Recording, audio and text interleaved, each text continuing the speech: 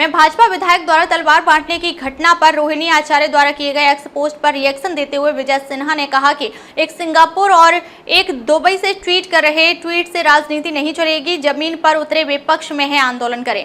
तेजस्वी यादव के भ्रष्टाचार वाले एक्स पोस्ट पर विजय सिंह ने चुनौती देते हुए कहा, उनके समय में ऐसे कार्य हुए हैं जिस पर हम बोलना नहीं चाहते। सत्ता में लोग आते जाते रहते हैं, हटने के बाद हम लांगट नहीं करना चाहते। वहीं पश्चिम बंगाल के पूर्व सांसद अर्जुन सिंह के घर पर हुए हमले के विषय में बोलते हुए उन्होंने कहा, पश्चिम बंगाल में ममता बनर्जी के हाथ से उग्रवादियों की पूरी कमान निकल चुकी है। यह लोकतंत्र पर हमला है। ममता दीदी ईमानदारी से अपनी जिम्मेदारी का निर्वहन करे, नहीं तो उन्हें इस्तीफा दे देना चाहिए। पश्चिम बंगाल में अर्जुन सिंह है पूर्व सांसद, उनके घर पर गोली चली है और बम भी फेंकेगा। पश्चिम बंगाल की सरकार पूरी तरह से फेल कर चुकी है। ममता बनर्जी का हाथ में अब आतंकवादी उग्रवादी अपराधियों का कमांड निकल चुका है।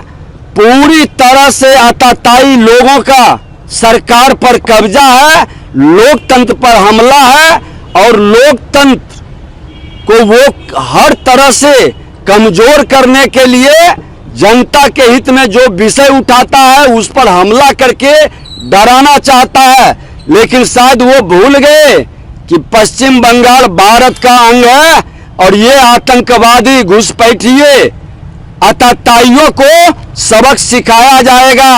ममता दीदी अपनी जिम्मेदारी का निर्वहन करे और नहीं तो सत्ता में रहने का कोई नैतिक अधिकार नहीं है, इस्तीफा देना चाहिए।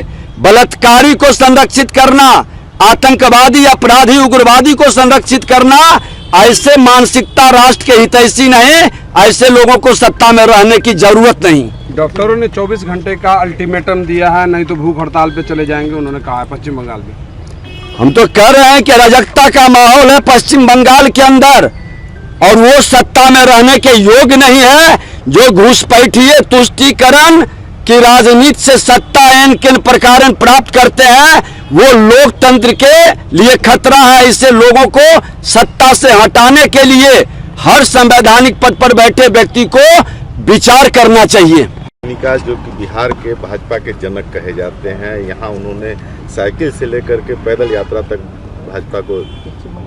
देखिए श्रद्धेय कैलाशपति मिश्रा जी बिहार के अंदर विपरीत परिस्थिति में अनुकूल वातावरण बनाए, पार्टी को मजबूत किए, भीष्म पितामह की तरह पार्टी को खड़ा किए, वटवृक्ष बनाए। और यही श्रद्धेय कैलाशपति मिश्रा जी हैं जो कर्पूरी ठाकुर के समय में वित्त मंत्री थे। बिहार के कर्पूरी जी के ईमानदारी और बिहार के प्रति प्रगति के सोच को आधार दिए, ताकत दिए।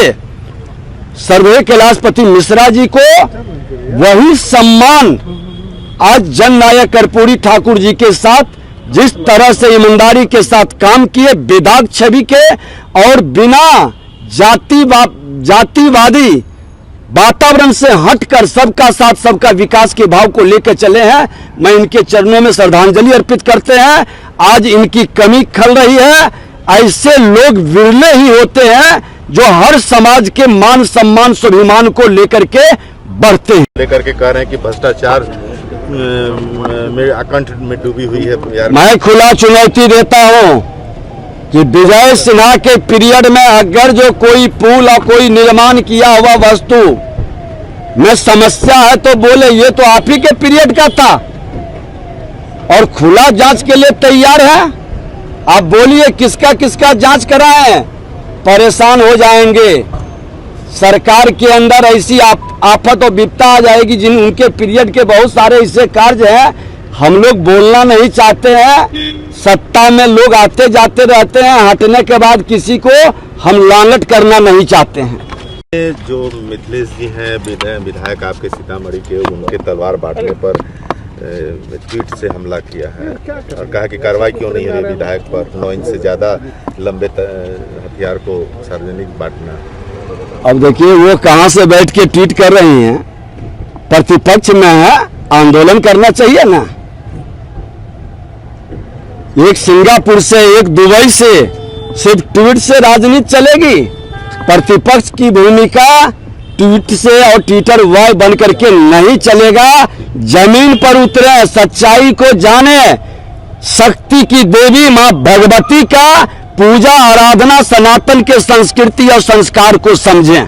तेजस्वी यादव लोकतंत्र का महापर्व हरियाणा के अंदर चल रहा है। जनता निश्चित तौर पर लोकतंत्र के महापर्व में हर लोग भागीदारी करे, राष्ट्र के हित में सबका साथ सबका विकास का जो भाव लेके चलता है, ये विश्लेषण करके निर्णय करे।